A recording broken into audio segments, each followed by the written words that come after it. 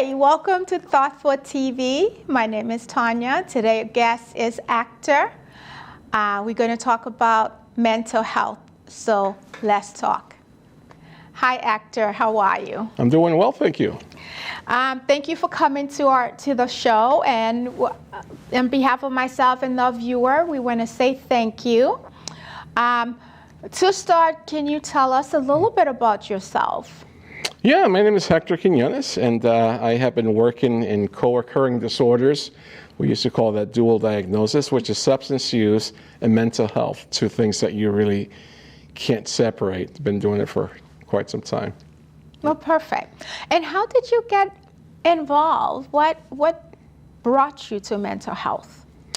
Well, many years back, I was actually a youth pastor, and I needed to supplement my income. And I had actually gone to school for psychology, because back in my days, that's what you did when you didn't know exactly what you wanted to do. And so I saw an ad in the newspaper back then for a program called Project CARE out of Worcester.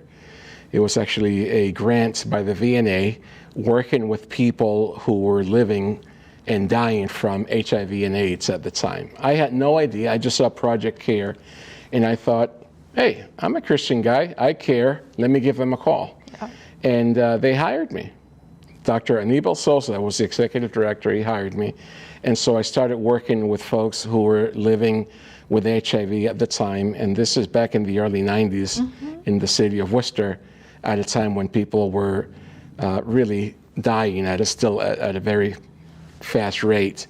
And so although not everyone who contracted the virus was a substance user, that introduced me to the population of substance users. And then that grant was given to a company called AIDS Project Worcester, APW. And then, I went on to work for them and began to specialize a little bit more in the substance use portion of people who were living with HIV and AIDS. And that began my journey. At some point, I found myself working for Spectrum Health Systems. An old friend, Chuck Ferris, was the CEO at the time and the founder, and he hired me. And next thing you know, I become increasingly knowledgeable in the area of substance use. Later on, I went to work for AdCare Hospital, and Dr. Patrice Michalski, was so generous. I'm always grateful to her. And she sent me to school for my licensing. So I became licensed, specifically in co-occurring disorders through a program at Westfield State College. And so it's been a journey of a number of years. And even during my life, having two careers, both as a pastor and also as a clinician, I found that I couldn't separate the two. The two actually went hand in hand. Okay. The church is a hospital. There's people with needs inside the church, just like anywhere else in the community. And so I found myself doing both. Okay. Yeah. Now, when you started merging those two together, what was the effect of it? Like, what type of stepping stones did you encounter? Barriers you encounter? Well, it's funny because there were barriers on both sides. It used to be that back in the earlier days of mental health, you had to be very cautious when you brought in the topic of spirituality. Yes. Because for a lot of people, spirituality means religion, and that is not the context in which it's applied when it comes to people who are seeking a life of recovery. You can't separate it because we're mind, body, and spirit. And so you have to work all three parts simultaneously. By the same token, I was working in churches that were in the suburbs, and so whenever I would bring in the topic of, hey, let's help people who have needs in the area of mental health and addiction, as loving as we can be, sometimes, it's like, we may not want to get our hands involved in that population all the time. And so there were barriers on both sides until eventually you realize that you can't separate the two. Most people who have had success in their life of recovery use spirituality as a very strong component. Yes. And most people who are devout in their spiritual lives, live by the 12 steps, whether they realize it or not, because the 12 steps of recovery really are all based on spiritual components. And so I say to people in church, if you're more than 5 years old, you should be in recovery from something, whether it's overeating, lying, stealing, shopping too much, addictions, gamblings, you name it. We all need some help in the area of recovery. Okay. Yeah. There are people out there right now who has family members who are struggling with addiction. What are the signs? How can they go about helping the loved ones who right now having difficulty letting go? I think it starts with conversation. A lot of times, by the time family members come to me expressing concerns for another family member, the addiction has grown to a point where they are very active and they are very consumed by it. Mm-hmm. I think that for families who might know that there's a family history of whether it be alcoholism or any other type of abuse, it's a conversation that you start early. Mm-hmm. I typically say to people, you need to talk about the boogeyman and the family tree, especially when you have, people don't realize a lot of people who struggle with addiction start at the age of 10, 11 years old. And so it used to be that you have this conversation with your children before they go to college. Nowadays, you have to have that conversation with them much earlier, especially if you know that it runs in the family. Mm-hmm. And there's a lot of help for family members, anything from Al-Anon, which is support for family members. There is a saying in the world of drug addiction and treatments, it's a little crass, but they used to say, addicts have no families, they have hostages. And I'm sure there's a better way of saying that, but it still makes the point that when you have someone in the family who is suffering with addiction, you become really involved in their lives, and the things that affect them affect the family. And so it's very important to have the conversation and also to look for resources that will help you help your loved one while still keeping a certain distance, because you can, it's almost like lifeguards. If you go out there and you try to help someone who's drowning, one of the first things they'll do is they'll try to sink you in so they can get some air. And so in the process of helping a loved one, one has to be cautious that you are close enough to offer the help, but not that close that you will drown with them. It's very delicate. Right. So the help comes from, I'm helping you at the same time I'm helping myself. Absolutely. Because you don't want to be dragged into as well. Boundaries is one of the most difficult things for family members, because you love your sister, your brother, your cousin, your spouse, whoever it is that's suffering. Remember that addiction is an illness. And even though it looks like, oh, you're just having fun out there drinking and running around with your friends, they're actually suffering. Yeah. Most people haven't seen someone drinking alcohol crying their eyes out because they actually don't want to drink anymore, but they have to. And people who are addicted to other substances, it becomes like the job you never wanted. And so for family members, having boundaries, having, the old term tough love, which actually means saying no sometimes, whether it be to money, can I borrow your car, can I use your name for this or the other. You have to understand that that person who is addicted is a hostage to their addiction, just like the family member can be a hostage to the person who is addicted. Right. And so professional help is always the way to go whenever possible. And another thing that I want to tell the viewers, also patient, if you have someone who's suffering from addiction, you might try something that doesn't work. But you're never alone, and you don't have to do this alone. What's your thought on that? You're not alone, and there's so much help nowadays. The stigma continues. The stigma will never go away. But especially nowadays when you have internet access and different sources online, there's a lot of 800 numbers for addiction, for depression. You have to understand 94% of people who are addicted to substances also have another mental health diagnosis, whether it be depression, anxiety, bipolar disorder, schizophrenia, schizoaffective. So they are trying to medicate themselves to alleviate the symptoms. Where we see a problem, they see a solution. So that alcohol, that drink, that drug, in their mind, is solving a problem for them. Yeah. So their intention is not always partying. It may start that way, but it's also to alleviate another symptom. Yeah. And so one of the things that we have nowadays is the ability to go to a police station, a library, schools, go online, literally Google addiction help. Yeah. And you can get a lot of help that way in just about every community. Yes. Now, you mentioned tough love. Let's talk about that a little bit. Yeah.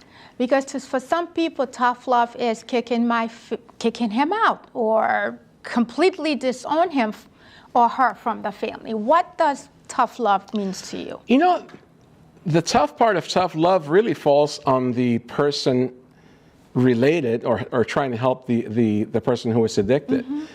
Because you want to love them, you want to help them. But sometimes, your help and your good intentions can be manipulated. The addict can't see past their addiction. And so I've had many, especially parents who are caring, and they say, Hector, I would rather give my son or my daughter money before I see them in the street corner doing something they shouldn't for money. And it's very tough to say to that person, your heart is in the right place, but your strategy is actually going to work against you. So the tough part of tough love is loving the person enough to say, I am going to do something for you that is going to feel uncomfortable for the both of us, but my intention is that it will help you in the long run. And as far as kicking someone out, I understand that sometimes the addiction can bring someone to a place where it's no longer safe to have them under your roof. At that point, you really want to seek treatment, inpatient treatment, look at other places, sober houses, halfway houses, so that a person can have their basic needs met, food, clothing, and shelter, in a place that is safe and supportive, but not have it in your house, because not everyone is professionally equipped to deal with an addict in the middle of active addiction. Yes. And again, people who are in the middle of active addiction can sometimes do things that they would have never done in a sober mind. Steal from someone, whether it's money, manipulate, lie, things like that. And we've seen, unfortunately, even tragedies happen because someone was overwhelmed by their addiction and unfortunately resorted to violence to have their needs met. And so it's tough, but it's love. And I always tell people, remember the love, because at the end, it's the love that brings them back. Right. What theory do you utilize when you're working with someone, as you are a professional and you can see the pattern and you can see the person falling back as you're working with someone? How do you help that person? How do you help the person advocate for themselves, find strength? And at what point do you use your background and merge them with your clinical background to help that person? I try as often as I can to keep a mind of compassion. It is an illness. They are suffering. And when I am working with a person who is suffering with addiction, I have to keep in mind that they have family members. These are parents, these are mothers, fathers, spouses. We have to remember that in this country anyways, 70% of people who are addicted to substances work full-time jobs.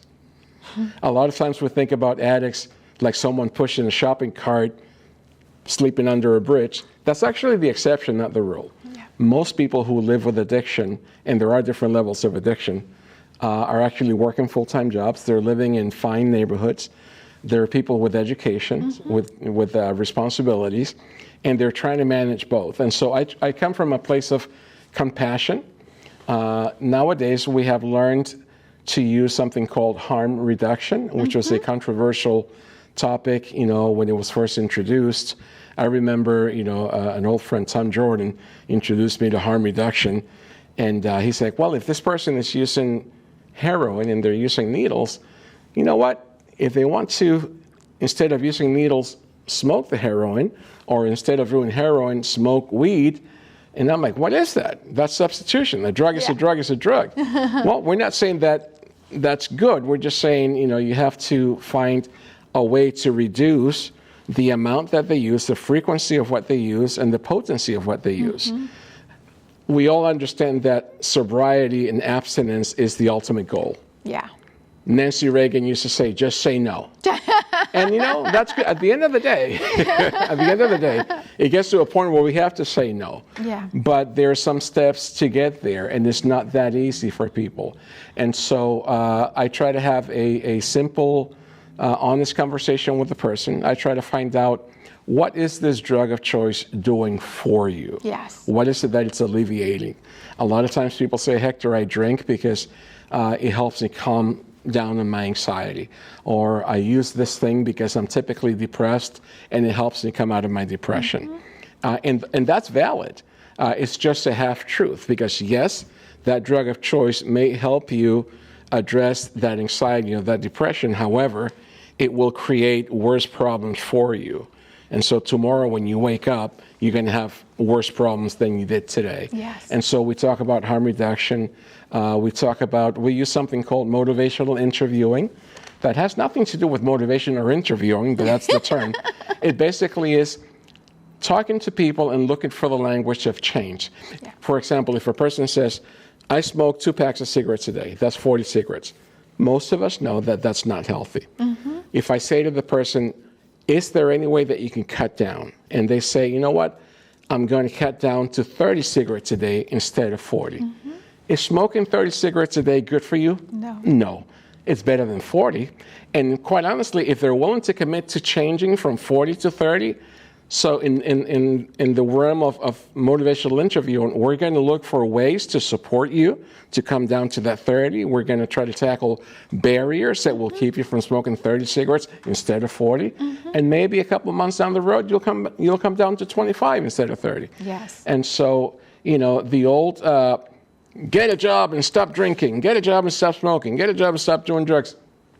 Good advice, but the strategy is a little bit erroneous, as we have learned over the years. Yes, and that is true, because if you remove a habit, you have to replace it with something else. Absolutely. And when it stays open, the person will go back. I think that's where most of the problem lies, right? Because Absolutely. We're like, okay, I want you to quit smoking or drinking, whatever it is, but there's nothing else behind it.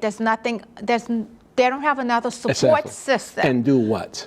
Exactly. Yeah. And the old people, places, and things. It's like, these are the 3 things that you have to watch for.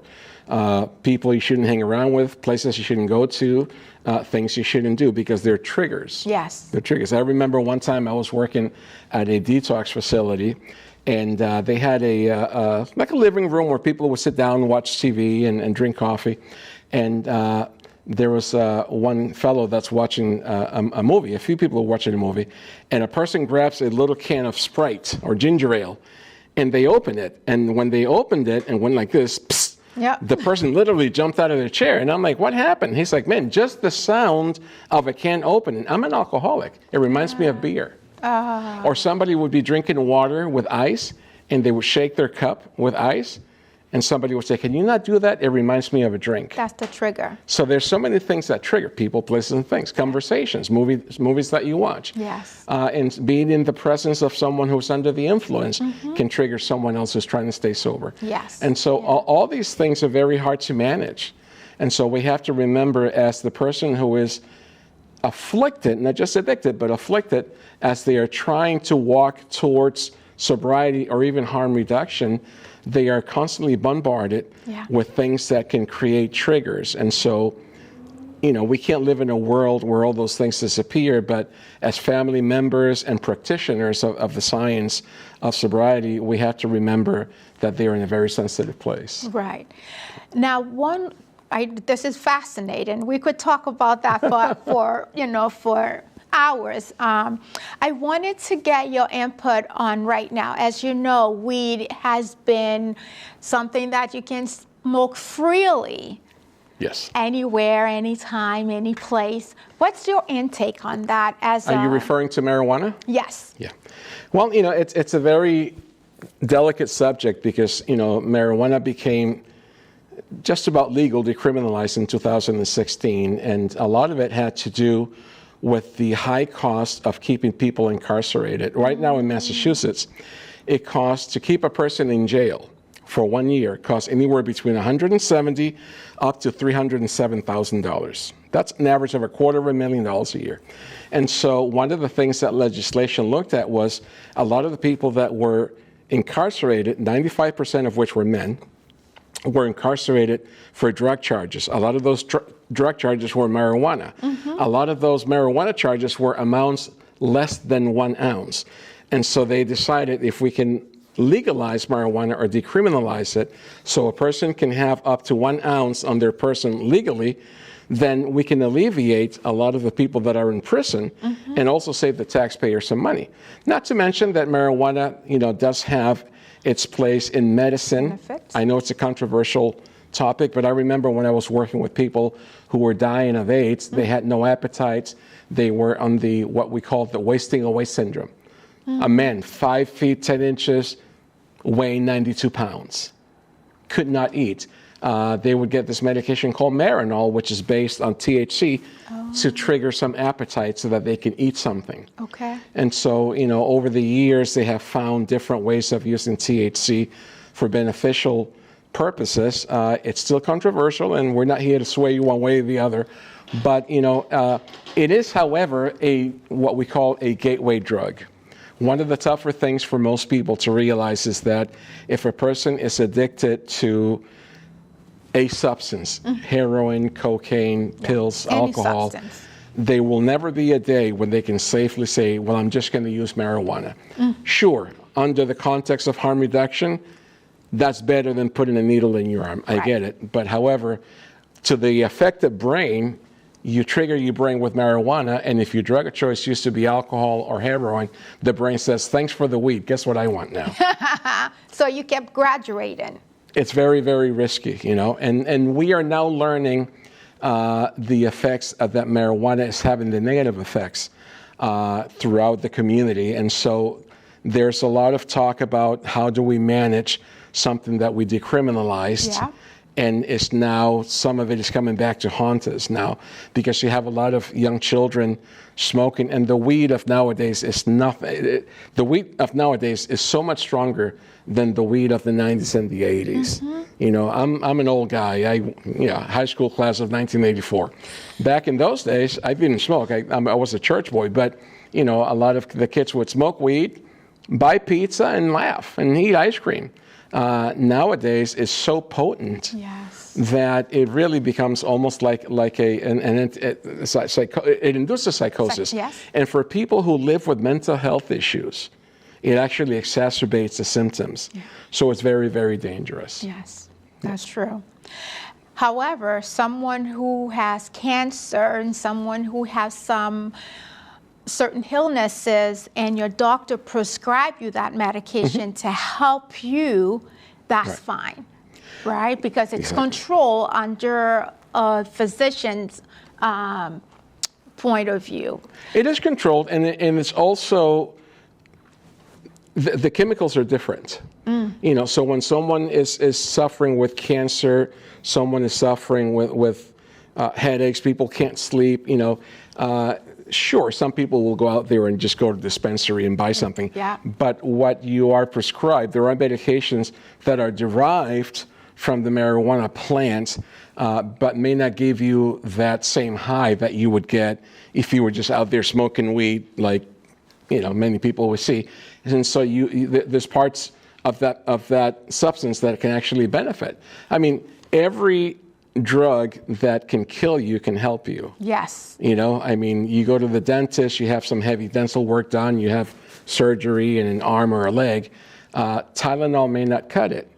Opiates have their place. I remember my oldest son, both my sons do a lot of MMA. They're very active guys. And one of them tore his Achilles and meniscus. And so, of course, here's Daddy all worried. Who's the best doctor to take care of him? And we took him to Dr. Metzmaker. God bless him. He's a great physician. And he performed the surgery. He has done surgeries on many professional athletes. And I remember, this is going back probably 15 years back, and he gave my son a bottle of Oxycontins, for the pain. There were only maybe 20 of them in the bottle. And I remember my son took the bottle, He took 2 of those pills, gave them to me, closed the bottle, and threw it back to the doctor. He said, I'll take 2 when it gets really bad. My dad has told me what that can do. I'll rough it out. I was so proud of him. I was so proud of him. Because a lot of times that's what happens, and that's another issue. Not everyone who is addicted meant to become an addict to that point. A lot of people we've all heard about it, even celebrities who have become courageous enough to go public with their stories. Hey, I had an injury. I started taking medication because I was in pain. Nobody wants to be in pain. Next thing you know, I'm dependent on the medication. And then at some point, my doctor says, geez, I think I've met my quota. I can't keep prescribing. And then someone out there on the street says, I have something that will alleviate the pain. Yes. Yeah. Next thing you know, you're off to the races. Right. Yeah. That's a good point, because sometimes the addiction starts with a doctor prescribing something that they should have been taking more time to research and understand and find an alternative solution to the client versus prescribing them those heavy-duty medication. And anytime that I meet with providers and subscribers, whether it be for pain management or whether it be to manage mental health symptoms, because in the world of mental health, you have a lot of medications that are habit-forming. But there's also a lot of other alternatives. And I typically say to providers, can we start with non-addictive medications? And also talk therapy. Yes. You can't fix everything with a pill. No. You can't fix everything with a pill. The medication is there to address the crisis so that you can benefit from the therapy. Yes. And so for people who are in addiction, oftentimes, they just want to take medications. And I typically say, listen, if you have anxiety and you need to talk to your doctor about medication, let your doctor know, listen, I have a history of addiction. So if you can prescribe me something that is not habit forming, there are many choices that will address the anxiety or the depression or the bipolar disorder before we get into the world of opiates and benzos, which have their place, but it's not hard to become dependent on them. Yes. And very hard to come off. Yes. Well, this is a wonderful topic, and thank you, Hector, for joining us today. It was a pleasure having you in our show. Once again, thank you for joining us in this amazing topic. If you are suffering from addiction, if you feel like you have nowhere to go or you don't know what to do, remember there's help out there. Natick Hospital can help, Framingham Hospital. And once again, thank you for joining us. Stay true to yourself.